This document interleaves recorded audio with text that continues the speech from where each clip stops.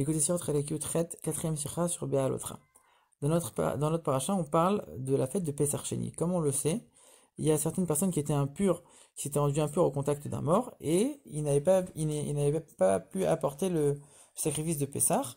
Et elles ont été voir Moshe Rabbeinu en disant comment c'est possible qu'on soit nous privés de sacrifier le sacrifice de Pessar, alors que c'est pas notre faute. Et donc du coup, Moshe Rabbeinu a été demandé à Dieu, et de là est sortie la fête de Pessar Sheni.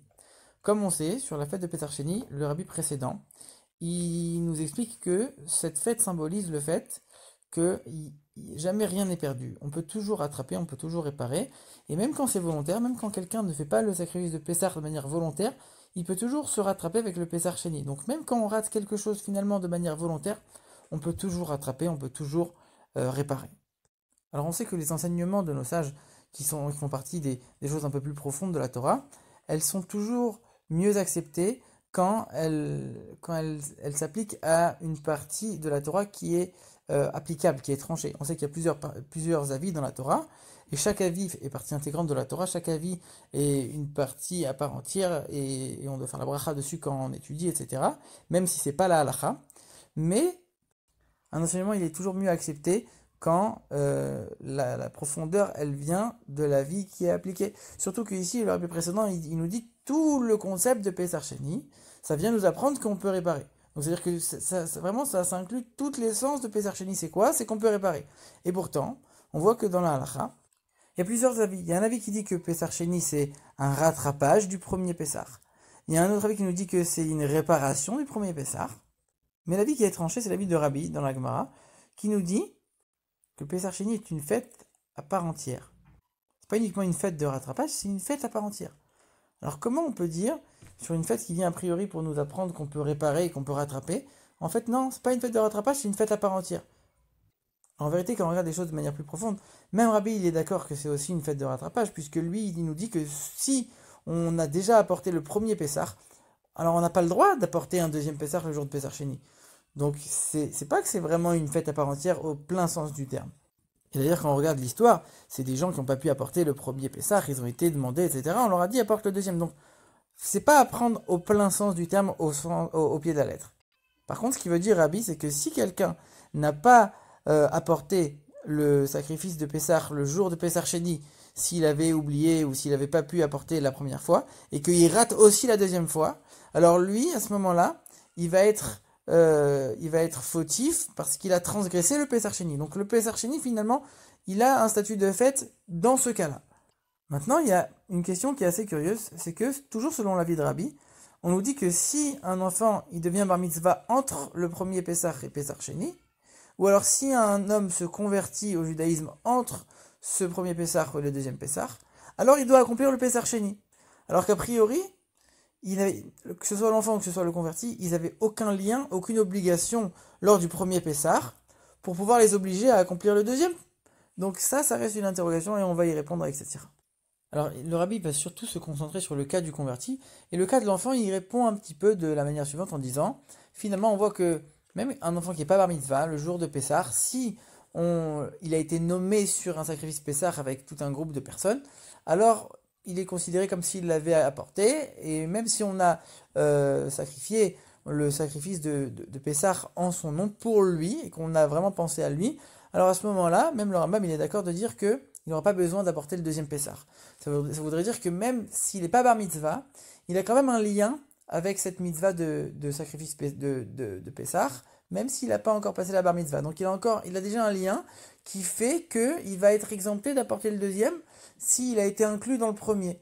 Donc ça voudrait dire que finalement il a quand même un lien avec la chose. On pourrait comprendre que pour lui, s'il n'a pas du tout été concerné par le premier, on peut comprendre que le deuxième ça va être un rattrapage d'une certaine chose qui le concernait quelque part finalement. Alors que la question du converti elle reste. Et en vérité ici le rabbi il va expliquer comment cet avis de dire que Pessar Sheni est une fête à part entière, en vérité ça exprime de manière encore plus forte le fait que rien n'est perdu et le fait qu'on peut toujours rattraper.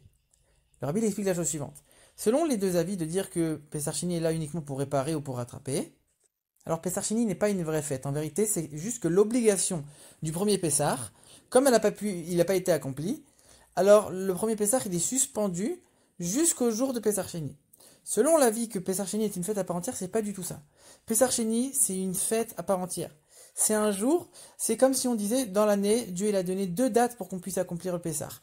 Il y a eu le 14 Nissan, il y a eu le 14 Iyar.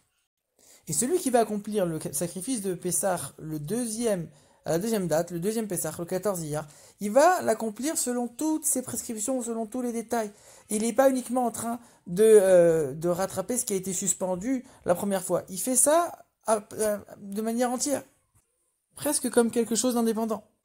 Et selon cet avis, on comprend très bien que quand un converti se convertit, il devient converti entre le premier Pessah et le deuxième, puisque le deuxième Pessah est une fête à part entière, et que c'est un jour pour lequel Dieu a demandé de faire le sacrifice de Pessah, un des 2 jours où Dieu il a demandé, et que c'est une fête indépendante, si on peut dire à part entière, alors on comprend très bien que le converti il va devoir faire ce Pessah Sheni. Lui, il n'a pas pu faire le premier, il va pouvoir faire le deuxième. C'est pas uniquement que le premier c'est un rattrapage que le deuxième c'est un rattrapage du premier, et comme lui il n'était pas concerné par le premier, alors il n'est pas concerné par le deuxième non plus. Non, pas du tout. Lui, il n'était pas concerné par le premier. Mais comme le deuxième est aussi une fête à part entière, est aussi un jour pour lequel Dieu il a demandé de faire ce sacrifice, et que lui maintenant il est converti, il n'a pas fait le premier, peu importe pour quelle raison, il n'a pas fait le premier, il est forcément concerné par le deuxième, il va faire le deuxième. Et c'est pas pour rattraper le premier, puisque finalement, il n'était pas obligé de le faire le premier.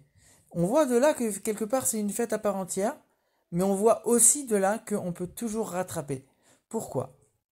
Alors pour répondre à cette question, le rabbi commence déjà par expliquer que le mot rattrapage en hébreu, tashlumin, en vérité il a 2 connotations. Il veut dire soit réparer un défaut, compléter un manque, ou alors il veut dire quelque chose de parfait, shalem, shlemut. Et il donne plusieurs exemples pour comprendre ce concept. On dit par exemple, une année de 13 mois, quand on rajoute le deuxième mois d'Adar, on appelle ça une année complète. Ça ne veut pas dire qu'une année qui n'a pas 13 mois, elle n'est pas complète, elle a un défaut. Mais ça veut dire que quand elle a un mois en plus, elle est vraiment complète.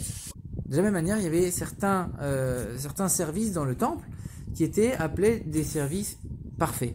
C'était tous les services qui arrivaient en dernier. C'est-à-dire que tous les services qui étaient accomplis avant, comme par exemple le fait d'égorger le sacrifice, le fait de recevoir le sang, etc., comme c'était pas les dernières étapes, c'était pas ce qui était appelé complet. Est-ce que pour autant, ça voulait dire qu'il y a un défaut dans ces services-là? Non. Ils étaient bien, ils étaient très bien. Mais par contre, est-ce qu'ils étaient complets? Ils n'étaient pas appelés complets. Donc on voit qu'il y a 2 aspects. Il y a, est-ce que la chose elle a des défauts? Non. Après, il y a, est-ce que la chose elle est parfaite? Non plus. Ça veut dire que finalement on voit que dans ce mot-là de tashlumin, de rattrapage, en vérité on a les 2 notions. À la fois compléter les défauts, mais à la fois aussi le fait d'arriver à une certaine perfection.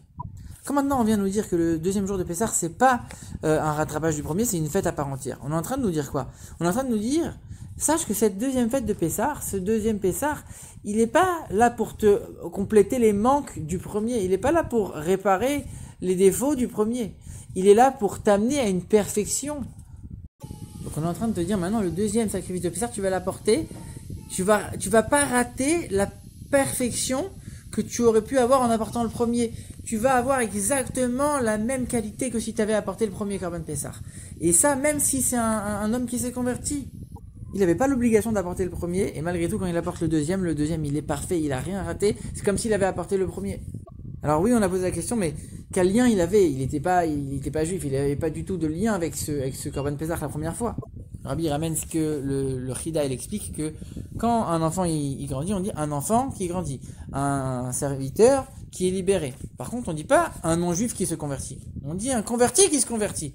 Ça veut dire qu'en vérité, quelque part, avant même de se convertir, il a un lien avec le judaïsme. Il a dans son âme des étincelles qui font en sorte qu'il a un lien avec la Torah et les mitzvot. Donc oui, finalement, quelque part, il avait ce lien avec le Korban Pessah et il est en train de rattraper maintenant qu'il est converti et qu'il peut accomplir le deuxième. Mais non seulement en train de rattraper, mais en plus d'atteindre la perfection que on aurait pu avoir même en accomplissant le premier. En vérité, avec toute cette sira, le rabbi est en train de définir la notion de manque à gagner. Il dit des fois, il y a quelque chose qu'on va perdre. Il y a des fois des choses, c'est pas des choses qu'on va perdre. C'est des choses que potentiellement on peut gagner. Et le fait de ne pas les faire, on va avoir une perte. C'est pas une vraie perte, on n'a rien perdu. Mais c'est un manque à gagner. Et si matériellement, c'est vrai que c'est pas considéré comme une vraie perte, on n'a rien perdu matériellement. Concrètement, dans le concret, on n'a rien perdu. Mais spirituellement, dans toutes les choses spirituelles, quand on a un potentiel pour atteindre quelque chose et qu'on n'arrive pas à atteindre cette chose-là, alors c'est vraiment considéré comme une perte. Et donc pour se convertir, c'est vrai que pour le premier Pessah, il n'avait pas d'obligation, donc finalement on peut dire il n'a rien perdu. Mais comme spirituellement il avait déjà un lien avec ce sacrifice, donc spirituellement c'était déjà un manque à gagner, c'était une perte, et il va rattraper même ça quand il va accomplir le deuxième Pessah, le Pessah Sheni. Le Rabbi ici nous apprend un grand enseignement en nous disant que finalement, il y a des gens qui peuvent se dire ok, très bien, diffuser la Torah, diffuser les mitzvot, diffuser la profondeur de la Torah, la Chassidut, c'est très bien, mais c'est pas obligé. Moi, je suis en train de faire Torah mitzvot, je fais ce qu'on me demande et c'est déjà pas mal. Tu me demandes de faire des choses en plus, pourquoi pas? Mais c'est pas une obligation, je suis pas en train de perdre quelque chose si je le fais pas maintenant. Mais on sait que le Baal Shem Tov, il a enseigné que des fois, il y a une âme qui descend sur terre et qui va vivre 70 ans, 80 ans pour rendre un service à un juif, ne serait-ce qu'un service matériel et a fortiori un service spirituel. Et des fois, toute la raison de sa descente ici-bas, c'est pour une chose, pour une action. Et des fois, c'est une chose qui n'est pas obligée. D'après la halakha, c'est des choses qu'on peut dire, mais c'est pas obligé, c'est en plus. C'est pas obligatoire. Mais finalement, toute la raison de la descente de ton âme sur terre, elle dépend de ça. Et comment s'est passé quoi? Alors, il faut se consacrer de toutes nos forces à chaque chose qu'on peut accomplir. Même si matériellement, c'est sûr que c'est pas considéré comme une perte, spirituellement, c'est vraiment considéré comme une perte si on n'a pas atteint son potentiel au maximum, son potentiel maximum. Et le Rabbi dit que grâce à ça, on va amener la Géoula, la venue de Mashiach qui va à la fois réparer tous les défauts de l'exil et à la fois nous amener à une perfection, exactement comme le décrit le Rambam. Il n'y aura plus de guerre, il n'y aura plus de jalousie, plus de compétition. On enlève tous les défauts de l'exil et grâce à ça, on va atteindre toute la bonté du monde, etc. La connaissance de Dieu infini, et ça, ce sera justement la perfection qu'on va atteindre avec la venue de Mashiach très bientôt.